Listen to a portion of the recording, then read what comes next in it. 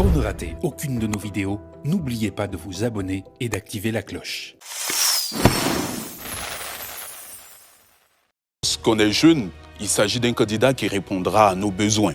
Vous savez que nous avons des besoins intrinsèques, notamment la question de l'emploi, la question de la santé, et ce sont des problématiques majeures, que dis-je majuscules, qui doivent intéresser un jeune. Je pense que nous devons mettre fin à certaines préoccupations antiques, c'est-à-dire la problématique de l'ethnie. Un jeune doit se demander si le candidat à l'élection présidentielle est cette personne-là qui viendra lui permettre de faire un bond en avant en vue de permettre à ce que son avenir soit meilleur et que lui aussi puisse tenir les rênes de la société.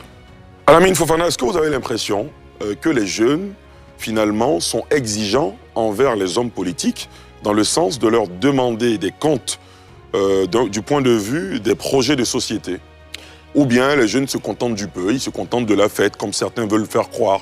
Justement, je pense que les jeunes se contentent plus du peu parce que les joutes électorales présidentielles en Côte d'Ivoire se posent déjà même dans un contexte où on parle moins de programmes, on parle moins de projets.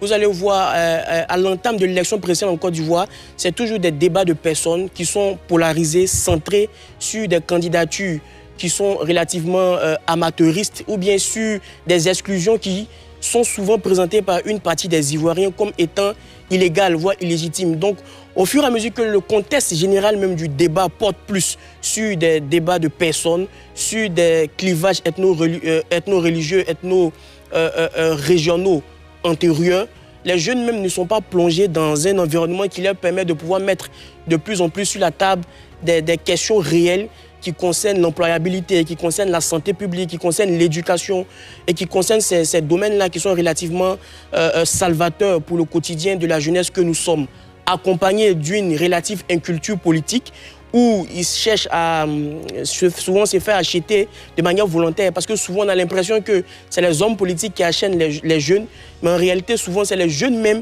qui cherchent à acheter les hommes politiques parce qu'ils concèdent là, cette marge-là de pouvoir prendre quelques billets de banque pour pouvoir voter un tel ou un tel. Donc de plus en plus on ne voit pas le débat politique de fond sur les programmes et sur l'offre politique des hommes politiques qui intrinsèquement liées à leur finalité originelle.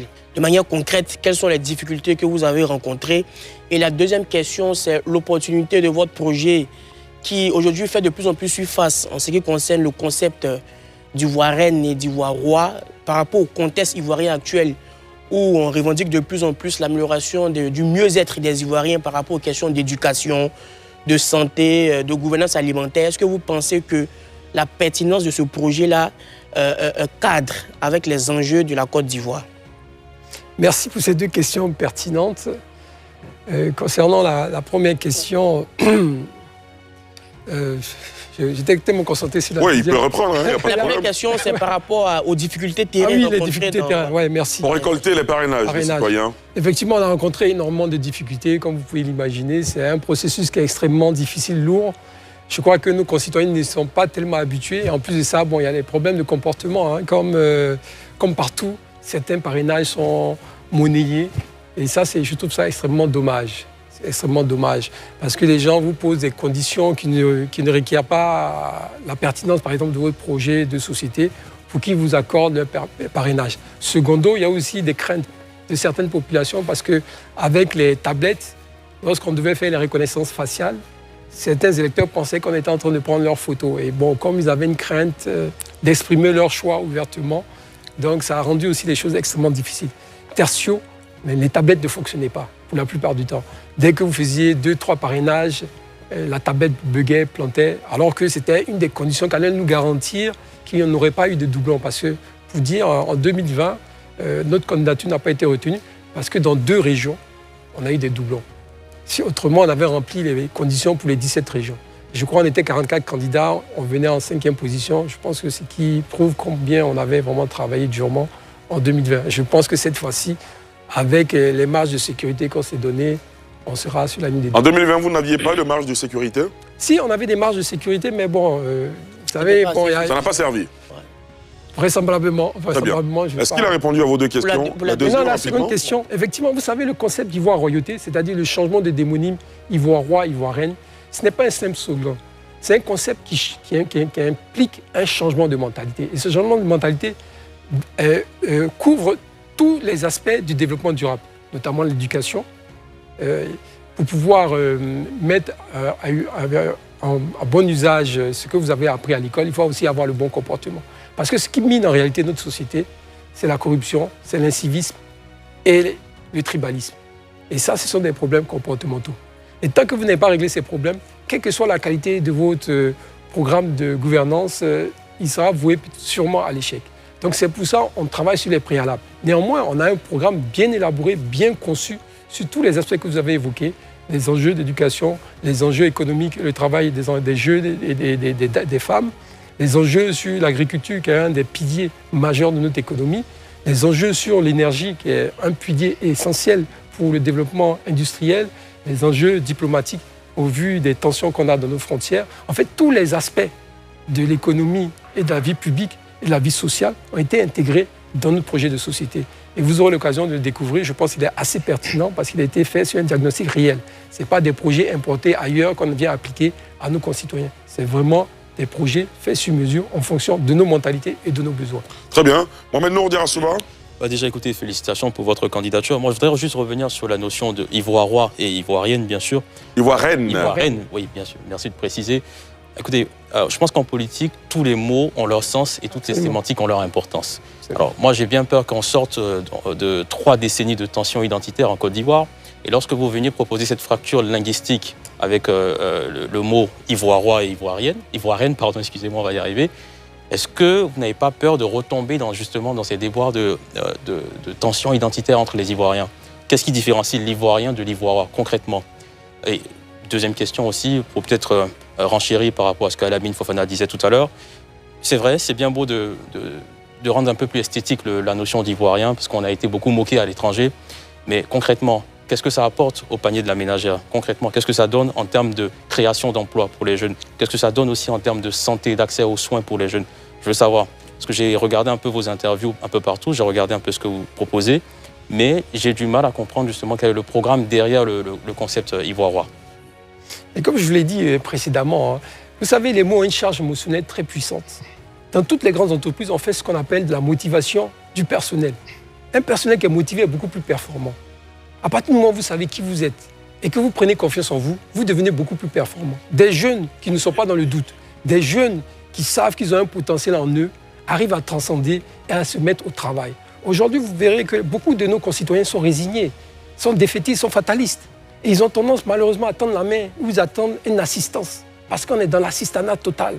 Ils pensent qu'on va venir leur donner des emplois clés en main comme ça, en restant assis sur leur canapé. Et justement, qu'est-ce que vous proposez à ces jeunes? Ce que je propose, c'est ce que je vous explique. Soyez attentifs. Ce que je dis, d'abord, c'est de nous faire prendre conscience de qui nous sommes.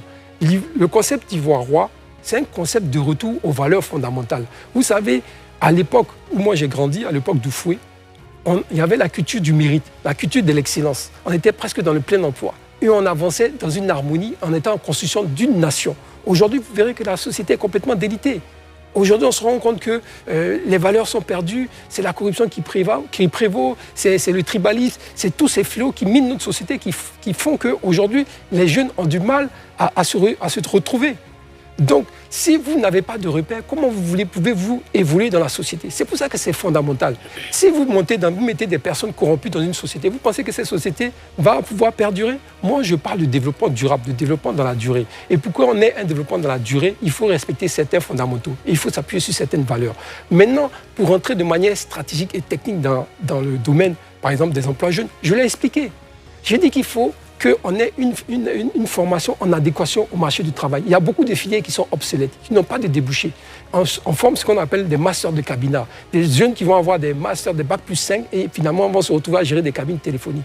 Donc j'ai un programme bien spécifique dans le domaine de l'éducation, où on va changer le contenu de l'éducation, on va changer même le cycle scolaire, et j'aurai l'occasion de bien expliquer dans les détails. J'ai un programme au niveau de l'agriculture. Il y a plus d'1 million d'emplois qui sont potentiellement disponible au niveau de l'agriculture. Aujourd'hui, par exemple, quand vous prenez le cacao, on est touché par un virus qui s'appelle le swollen shoot, qui affecte aujourd'hui nos plants. Aujourd'hui, il y a des chercheurs ivoiriens qui ont trouvé un remède à ce virus. lorsque partout dans le monde, les gens n'ont pas pu trouver d'autres méthodes que, par exemple, de couper tous les plants de cacao et faire des barrières végétales pour empêcher la propagation du virus. Nous, on a un professeur, je crois le professeur Djarasouba, qui a trouvé un remède à ce virus qui va permettre de préserver nos plants et préserver aussi notre position de leader sur le plan mondial. Et ces intrants aussi qui sont bio permettent aussi d'augmenter la productivité, pas seulement dans le domaine du cacao, mais dans le domaine de palmier à huile, dans le domaine de l'EVA. Et il y a un gros potentiel aussi dans le domaine de la transformation agricole. Donc il y a énormément de potentiel de création d'emplois. Mais si les jeunes n'ont pas la mentalité de battants, n'ont pas la mentalité d'entrepreneurs, de travailleurs, croyez-moi, on a beau avoir plein d'offres d'emploi, ça va bénéficier aux non-nationaux, ça va bénéficier aux étrangers, parce qu'on subit une immigration forte. Donc si vous ne voulez pas travailler, les étrangers vont continuer à venir pour voir tous les emplois qui sont disponibles ici en Côte d'Ivoire. Donc c'est la raison pour laquelle, croyez-moi, le concept d'Ivoire Royauté est très important. Vous redonnez confiance en vous, vous vous motivez, ne pensez pas que c'est quelque chose qui est aléatoire. Et revenir sur des valeurs d'intégrité, c'est très important pour qu'on sauve cette nation. Donc ce que vous pensez être superficiel, ce sont les fondamentaux. Très bien. Alassane Rabo. Félicitations, M. Vami Djebidje, pour avoir réuni toutes les conditions nécessaires à votre participation à la présidentielle. Parce que moi, je suis toujours heureux de voir des Ivoiriens de la génération post-indépendance s'engager en politique et puis chercher à briguer la magistrature suprême. Je suis de ceux qui pensent aussi, effectivement, que nous devons pouvoir apporter une alternative à nos papis qui ont fait énormément pour ce pays et qui continuent d'apporter énormément à ce pays. Lorsqu'ils décideront de quitter la scène politique, il faut qu'on ait des alternatives crédibles. Et donc, c'est toujours avec beaucoup de plaisir qu'on discute avec des Ivoiriens de votre trempe. Alors, quand vous dites que vous voulez changer la dénomination des Ivoiriens, est-ce que vous avez fait un sondage qui pourrait vous réconforter dans cette idée-là? Parce que je vois les Ivoiriens, je les entends. Et il n'y a rien de plus satisfaisant pour nous que d'être appelé Ivoirien. Surtout quand on sort de notre pays. Quand on dit ça, c'est l'Ivoirien, c'est une fierté pour nous d'être reconnu, identifié en tant qu'Ivoirien et en tant qu'Ivoirienne. Est-ce que vous avez essayé de faire un petit sondage d'opinion pour savoir où est-ce que cette idée, ce concept d'Ivoire roi, d'Ivoire royauté, est logé dans le cœur des Ivoiriens? Deuxième question, c'est que j'ai parcouru un peu les commentaires lorsqu'on a annoncé sur la page Facebook aux 4 millions de followers de NCI que c'est vous qui étiez l'invité de la quotidienne Info ce soir. Quelqu'un a dit, face aux mastodontes, face aux partis politiques qui ont un ancrage véritable sur le territoire. Le parti politique traditionnel. Traditionnel. Mais qu'est-ce qu'il va bien chercher dans cette course-là? Est-ce qu'aujourd'hui vous vous sentez capable de battre un certain Alassane Ouattara à une élection présidentielle? À défaut de le battre, le bousculer même. Mais vous savez, si je n'avais pas quelque chose de pertinent à proposer à mes concitoyens, je ne serais pas candidat. Je suis déjà élu, je suis député de la nation. Et j'ai déjà pas mal de choses à faire au sein de l'hémicycle. Mais si on est venu dans cette compétition, c'est parce qu'on a des réponses appropriées aux attentes de nos concitoyens. Pour revenir au sondage qualitatif, bien sûr que j'ai fait un sondage qualitatif. Croyez-moi, c'est question de communication. C'est parce qu'on n'a pas encore eu l'occasion de diffuser ce que représente le concept d'Ivoire royauté. Qu'est-ce qu'un Ivoirien? Qu'est-ce qu'une Ivoirienne? Quels ont été les résultats de ce sondage, si vous Mais me je peux vous dire que quand je l'explique, j'ai 90% de personnes qui veulent devenir Ivoirois, Ivoiriennes. Mais il y en a qui expliquent que vous ne l'expliquez pas suffisamment. Non, mais j'ai pas l'opportunité. Oui, mais on en avait parlé, M. Terrasouba. Absolument, mais il faut vous donner les moyens, peut-être. Mais justement... Il faut vous donner les moyens. Il a suffi que vous m'invitiez une seule fois à votre émission, qui est très suivie. Croyez-moi, ça m'a permis d'être sous les projecteurs. Et ça m'a aidé même dans mes parrainages, parce que quand j'allais voir les chefs du village, les gens savaient qui j'étais. Avant, bon, c'était un inconnu qui venait demander des parrainages. Vous en devez une à NCI, alors? Oui, j'en dois une à NCI. Franchement, félicitations déjà, parce que pour avoir cette audience, c'est qu'il y a